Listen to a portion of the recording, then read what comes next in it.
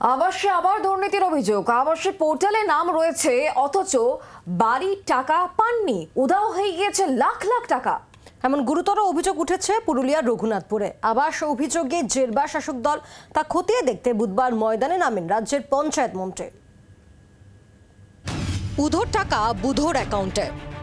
Tab জালিয়াতিতে সম্প্রতি প্রকাশ্যে এসেছে এমন ছবি। এবার একই অভিযোগ উঠল আবাসেও। পুরুলিয়ার রঘুনাথপুর ১৩ নম্বর পুরসভার বাসিন্দা দেবাশিস মুখোপাধ্যায়ের অভিযোগ, আবাসের পোর্টালে তার নাম থাকলেও টাকা মেলেনি। তার নামে আসা ৩ লক্ষেরও বেশি টাকা অন্য কেউ তুলে নিয়েছে বলে অভিযোগ দেবাশিসের। এটা 2016-17 ছিল। অ্যাপ্লাই করেছিলাম, কিন্তু অ্যাপ্লাই করার পরে যখন অ্যালটমেন্ট হয় তখন চুপচাপ আমি ভিতরে ইয়েতে চেক করলাম, যে এরপর যে বড়বাবু ছিলেন উনি আমাকে বললেন যে না, কোনো রেকর্ডে আপনার নামে অ্যালটমেন্ট নেই।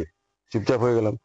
তারপরে আপনার ইদানিং একটা মিউনিসিপ্যালিটি থেকে চিঠি দিলে আমাকে যে আপনি সম্পূর্ণ বাড়িটা সম্পূর্ণ করছেন না এখানে, সেই জন্য আপনি আসুন। আমি গেলাম, তারপরে ব্যাপারটা বললাম ওনাকে যে এমনি ব্যাপার, টাকা তো আমি 1 পয়সাও পাইনি।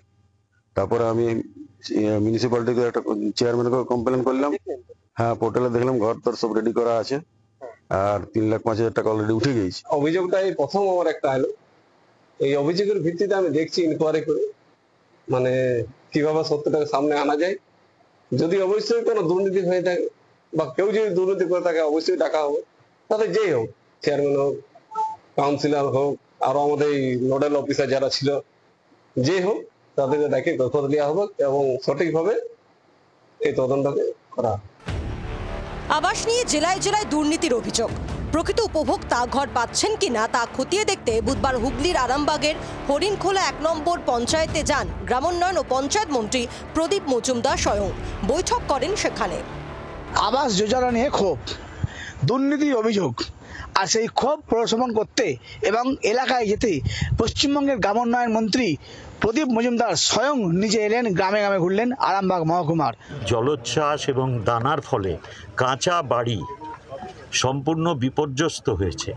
এরকম যেসব ক্ষেত্রে আমরা সেগুলো বিবেচনা করার চেষ্টা করছি, কারণ মাননীয় মুখ্যমন্ত্রী চান তাদেরও মাথায় ছাদের ব্যবস্থা করতে।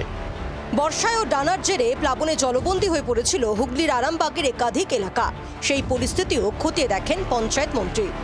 মনোরঞ্জন মিশ্র, দিব্যেন্দু সরকারের রিপোর্ট, জি 24 ঘন্টা।